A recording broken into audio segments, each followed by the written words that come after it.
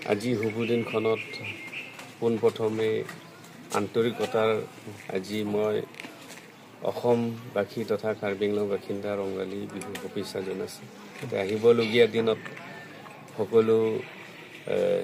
স্বাস্থ্যৰ পৰা আদি যি কাম কাজ হয় সকলো কামবিলাক সফল হওক আৰু নিশ্চয় প্ৰেছ বন্ধুসকল আপোনালোকে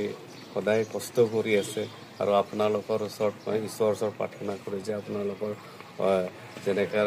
অসমবাসী তথা কাৰ্বি আংলং বাসিন্দা আৰু আপোনালোকৰ যাতে ঈশ্বৰে সদায়